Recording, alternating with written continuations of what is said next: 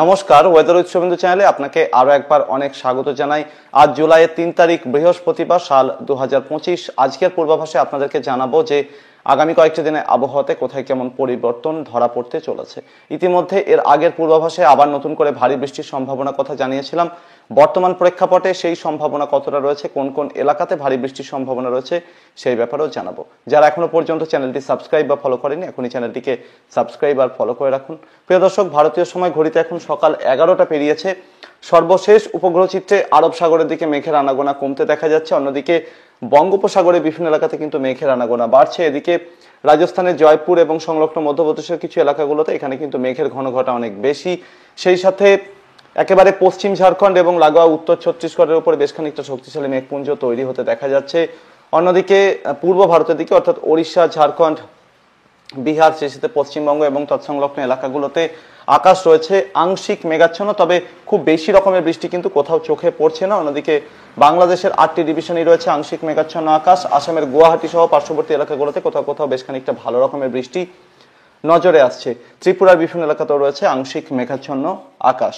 প্রিয় দর্শক, এই হচ্ছে সর্বশেষ উইন্ড প্যাটার্ন, যেখানে দেখা যাচ্ছে যে অক্ষরেখাটি এখনো পর্যন্ত কিন্তু গাঙ্গেয় দক্ষিণবঙ্গের ভিতরে সেভাবে ওঠেনি, বরং এখনো পর্যন্ত দীঘা এবং সংলগ্ন উত্তর ওড়িশা, দক্ষিণ ঝাড়খণ্ড এই এলাকাটার উপর দিয়ে অক্ষরেখাটি বিস্তৃত রয়েছে এবং তা একেবারে পশ্চিমে রাজস্থান পর্যন্ত বিস্তৃত রয়েছে। আসুন এক নজরে দেখে নিই যে এই অক্ষরেখার সৌজন্যে আজকে কোথায় কেমন বৃষ্টির সম্ভাবনা রয়েছে। ওড়িশাতে ছড়িয়ে ছিটিয়ে বিক্ষিপ্তভাবে হালকা থেকে মাঝারি ধরনের বৃষ্টিপাতের সম্ভাবনা, যার সাথে আবার রাউরকেলা, কোরবা এবং তৎসংলগ্ন এলাকাগুলোতে ভারী থেকে অতি ভারী বৃষ্টি কোথাও কোথাও নজরে আসতে পারে। ঝাড়খণ্ডের বিভিন্ন এলাকাতে বিক্ষিপ্তভাবে হালকা থেকে মাঝারি ধরনের বৃষ্টির সঙ্গে সঙ্গে দক্ষিণ পশ্চিম ঝাড়খণ্ডে কোথাও কোথাও খানিকটা ভারী বৃষ্টির সম্ভাবনা। বিহারে বিক্ষিপ্তভাবে হালকা থেকে মাঝারি ধরনের বৃষ্টির সঙ্গে সঙ্গে পশ্চিম বিহারের দিকটাতে কিন্তু কোথাও কোথাও বেশ খানিকটা হেভি স্পেল হয়ে যাওয়ার সম্ভাবনা রয়েছে।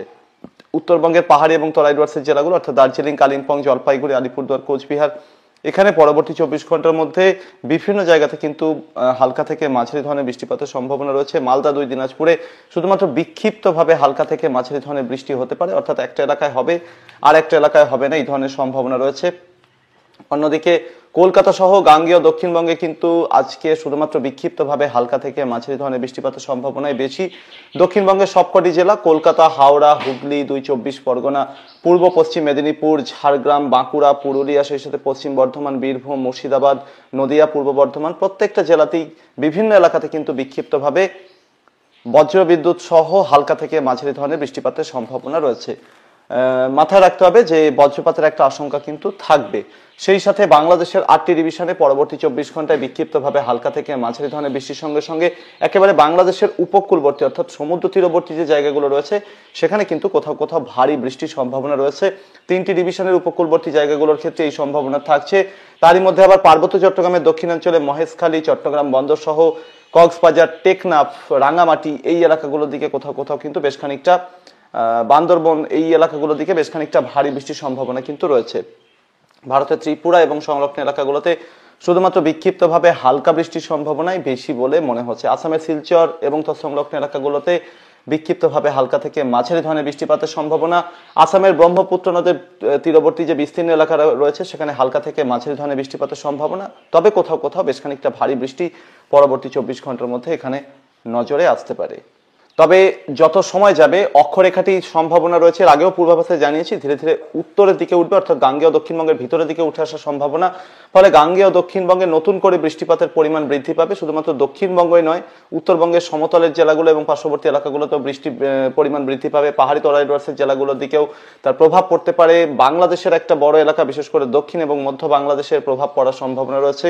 এমনকি ঝাড়খণ্ড, উত্তর ওড়িশার বিভিন্ন এলাকার সঙ্গে সঙ্গে বিহারেও কিন্তু এর প্রভাব পড়ার সম্ভাবনা। এবং এক্ষেত্রে ECMWF মডেলের যে পরবর্তী 4 দিনের রেনফল অ্যাকিউমুলেশন ডেটা, অর্থাৎ কোথায় কতটা বৃষ্টি হতে পারে সেটার দিকে তাকালে দেখা যাচ্ছে যে বাংলাদেশের দক্ষিণাঞ্চলে বরিশাল, খুলনা, চট্টগ্রাম ডিভিশনের উপকূলবর্তী জায়গাগুলো এবং খুলনা, বরিশাল ডিভিশনের বেশিরভাগ জায়গাতে কিন্তু পরবর্তী 4-5 দিনের মধ্যে ভালো পরিমাণ বৃষ্টির সম্ভাবনা রয়েছে। হালকা থেকে মাঝারি ধরনের বৃষ্টির সঙ্গে সঙ্গে এখানে ভারী বৃষ্টির সম্ভাবনা রয়েছে।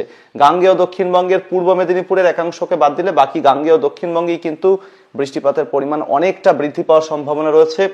বিশেষ করে বীরভূম, মুর্শিদাবাদ, নদিয়া, 2 24 পরগনা, কলকাতা, হাওড়া এই জেলাগুলোতে কিন্তু পরবর্তী 4-5 দিনের মধ্যে এক বা দুই দিন ভারী বৃষ্টির সম্ভাবনা তৈরি হতে পারে। সেই সাথে পশ্চিম বর্ধমান, বীরভূমেও কিন্তু এই ধরনের সম্ভাবনা থাকছে। পূর্ব বর্ধমানেও এই ধরনের ভারী বৃষ্টির সম্ভাবনা সম্পূর্ণভাবে রুল আউট করা যাচ্ছে না। পুরুলিয়ার একাংশ, বিশেষ করে উত্তর দিকটাতে, সেখানেও কিন্তু বেশ খানিকটা ভারী বৃষ্টির সম্ভাবনা পরবর্তী 4-5 দিনের মধ্যে তৈরি হতে পারে। অন্যদিকে উত্তরবঙ্গের পাহাড়ি এবং তরাই ডুয়ার্সের জেলাগুলোর দিকেও হালকা থেকে মাঝারি ধরনের বৃষ্টির সঙ্গে সঙ্গে কোথাও কোথাও এই পরবর্তী 4-5 দিনের মধ্যে 1 বা 2 দিন একটু ভারী বৃষ্টির স্পেল নজরে আসতে পারে। তবে মালদা, দিনাজপুরেও বৃষ্টিপাতের পরিমাণ নিশ্চিতভাবেই বাড়বে। এখানকার অনেক দর্শক বন্ধুরা জানাচ্ছেন যে সেখানে কিন্তু সেভাবে বৃষ্টি হচ্ছে না, তবে এখানেও কিন্তু নিশ্চিতভাবেই বৃষ্টি বাড়বে। তবে খুব ভারী বৃষ্টির সম্ভাবনা কিন্তু কম। মেইনলি হালকা থেকে মাঝারি ধরনের বৃষ্টির সম্ভাবনা পরবর্তী 4-5 দিনে মালদা, দিনাজপুরে থাকবে বলেই মনে হচ্ছে। ত্রিপুরাতে, দক্ষিণ ত্রিপুরার দিকটাতে বৃষ্টিপাতের পরিমাণ বাড়তে পারে। উত্তর ত্রিপুরাতে উল্টো হবে, অর্থাৎ বৃষ্টিপাতের পরিমাণ বৃদ্ধি পাওয়ার সম্ভাবনা কম বলেই মনে হচ্ছে। আসামের শিলচর সহ সিলেট ডিভিশন বাংলাদেশের এখানকার সুনামগঞ্জ এবং সিলেট, এই দুটো জেলাতে কিন্তু ভারী বৃষ্টির সম্ভাবনা রয়েছে পরবর্তী 4-5 দিনের মধ্যে। বাকি উত্তর বাংলাদেশের দিকটাতে, অর্থাৎ রংপুর, রাজশাহী ডিভিশনের উত্তরাঞ্চল, ঢাকা ডিভিশনের উত্তরাঞ্চল এবং লাগোয়া চট্টগ্রাম ডিভিশনের উত্তরাঞ্চল, সিলেট ডিভিশনের দক্ষিণাঞ্চল, এই বেলটা কিন্তু খুব বড়সড় বৃষ্টির সম্ভাবনা কম বলেই মনে হচ্ছে। তবে এখানেও কিন্তু হালকা থেকে মাঝারি ধরনের বৃষ্টি চলবে। মাঝে 1 বা 2 দিন এখানেও কোথাও কোথাও ভারী বৃষ্টির সম্ভাবনা সম্পূর্ণভাবে রুল আউট করা যাচ্ছে না। তবে নিশ্চিতভাবেই আগামী 4-5 দিনের মধ্যে এই বেল্টটা জুড়ে বৃষ্টিপাত কিন্তু অনেকটাই বাড়তে চলেছে। টেকনাফ এবং তৎসংলগ্ন এলাকাগুলোতে very to very heavy rainfall, অর্থাৎ ভারী থেকে অতি ভারী বৃষ্টি এবং তার থেকেও বেশি পরিমাণ বৃষ্টির সম্ভাবনা কিন্তু টেকনাফ এবং তৎসংলগ্ন এলাকায় পরবর্তী 4-5 দিনের মধ্যে রয়েছে। ফলে সতর্কতা কিন্তু নিতেই হবে। প্রিয় দর্শক, এক্ষেত্রে আগামীকাল জুলাইয়ের 4 তারিখ শুক্রবার কোথায় কেমন আবহাওয়া থাকতে পারে সেটার দিকে নজর রাখলে দেখা যাচ্ছে যে নিশ্চিতভাবেই দক্ষিণ ওড়িশার দিকে বৃষ্টিপাত কমবে। উত্তর ওড়িশাতে বৃষ্টিপাত জারি থাকবে, হালকা থেকে মাঝারি ধরনের বৃষ্টির সম্ভাবনা। ঝাড়খণ্ডে হালকা থেকে মাঝারি ধরনের বৃষ্টির সঙ্গে সঙ্গে পশ্চিম ঝাড়খণ্ডে কোথাও কোথাও বেশ খানিকটা ভারী বৃষ্টি নজরে আসতে পারে। বিহারে প্রধানত হালকা থেকে মাঝারি ধরনের বৃষ্টিপাতের সম্ভাবনা, এবং এটাও কিন্তু বিক্ষিপ্তভাবে হওয়ার সম্ভাবনা বেশি, সব এলাকাতে হবে না। মালদা, দিনাজপুরে শুধুমাত্র হালকা বৃষ্টির সম্ভাবনাই বেশি, কোথাও কোথাও একটু হালকা থেকে মাঝারি ধরনের বৃষ্টি বিক্ষিপ্তভাবে হতে পারে, সব এলাকাতে কিন্তু হবে না।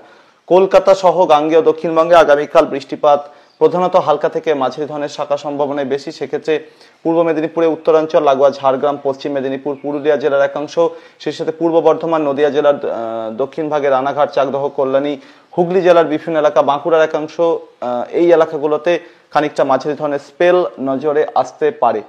অন্যদিকে উপকূলবর্তী 2-24 পরগনার কোথাও কোথাও বেশ খানিকটা ভারী বৃষ্টির সম্ভাবনা সম্পূর্ণভাবে রুল আউট করা যাচ্ছে না আগামীকালকের জন্য। বাংলাদেশের 8টি ডিভিশনে আগামীকাল হালকা থেকে মাঝারি ধরনের বৃষ্টিপাতের সম্ভাবনা বিক্ষিপ্তভাবে রয়েছে। তারই মধ্যে আবার ঢাকা ডিভিশনের বিভিন্ন এলাকাতে, সেই সাথে বরিশাল এবং খুলনা ডিভিশনে কোথাও কোথাও এই এলাকাগুলোতে কিন্তু হালকা থেকে মাঝারি ধরনের বৃষ্টির সঙ্গে সঙ্গে একটু হেভি স্পেল, অর্থাৎ একটু ভারী বৃষ্টির সম্ভাবনা রয়েছে। উপকূলবর্তী জায়গাগুলো বাংলাদেশে, সেখানেও কিন্তু কোথাও কোথাও ভারী বৃষ্টি হতে পারে। টেকনাফ, কক্সবাজার, মহেশখালী, চট্টগ্রাম বন্দর, এই এলাকাগুলো দিকেও ভারী বৃষ্টির সম্ভাবনা আগামীকাল রয়েছে। ত্রিপুরাতে বিক্ষিপ্তভাবে শুধুমাত্র হালকা বৃষ্টির সম্ভাবনাই বেশি বলে মনে হচ্ছে বর্তমান প্রেক্ষাপটে। অন্যদিকে আসামের বিভিন্ন এলাকা এবং লাগোয়া যে জায়গাগুলো রয়েছে সেখানে কিন্তু ভারী বৃষ্টির সম্ভাবনা আগামীকাল রয়েছে। উত্তরবঙ্গের পাহাড়ি এবং তরাই ডুয়ার্সের জেলাগুলোর দিকেও হালকা থেকে মাঝারি ধরনের বৃষ্টিপাতের সম্ভাবনাই বেশি বলে মনে হচ্ছে, কোথাও কোথাও একটু হেভি স্পেল হয়ে যেতে পারে। প্রিয় দর্শক, এর পরবর্তীতে জুলাইয়ের 5 তারিখ হতে হতে কিন্তু যেরকমটা বললাম আবহাওয়াতে পরিবর্তন ধরা পড়বে। মনসুন ট্রাপ ধীরে ধীরে উত্তরের দিকে উঠবে, অর্থাৎ দক্ষিণবঙ্গের মধ্যবর্তী জায়গা দিয়ে থাকার সম্ভাবনা। ঝাড়খণ্ডের বিভিন্ন এলাকাতে মাঝারি থেকে ভারী বৃষ্টি এবং কোথাও কোথাও অতি ভারী বৃষ্টি এই সময় নজর আসতে পারে। বজ্রপাতের জোরালো আশঙ্কা থাকছে। কলকাতা সহ গাঙ্গেয় দক্ষিণবঙ্গের সবকটি জেলাতে নিশ্চিতভাবে এই সময় বৃষ্টিপাতের পরিমাণ আরো বৃদ্ধি পাবে, এবং এই দিন কিন্তু গাঙ্গেয় দক্ষিণবঙ্গের কোথাও কোথাও ভারী বৃষ্টি নজরে আসতে পারে। পরবর্তী 24 ঘন্টা পেরোনোর পর এক্স্যাক্ট কোথায় ভারী বৃষ্টি হতে পারে সেটার বিষয়ে আরো একটু নিশ্চিত হওয়া যাবে। তবে ওভারঅল ধরে নিতে হবে কলকাতা সহ গাঙ্গেয় দক্ষিণবঙ্গে কিন্তু জুলাইয়ের 5 তারিখে বৃষ্টিপাত নিশ্চিতভাবেই অনেকটা বাড়বে। বজ্রপাতের আশঙ্কা থাকছে, কোথাও কোথাও মাঝারি থেকে ভারী বৃষ্টির স্পেল এই দিন কিন্তু নজরে আসবে। তবে উল্টোটা হবে উত্তরবঙ্গের ক্ষেত্রে। মনসুন ট্রাফের প্রভাব দক্ষিণবঙ্গেই বেশি সীমাবদ্ধ থাকার সম্ভাবনা। উত্তরবঙ্গের দিকে বৃষ্টিপাত অনেকটা কমে যাবে, বিহারেও বৃষ্টি কমে যাবে বলেই মনে হচ্ছে।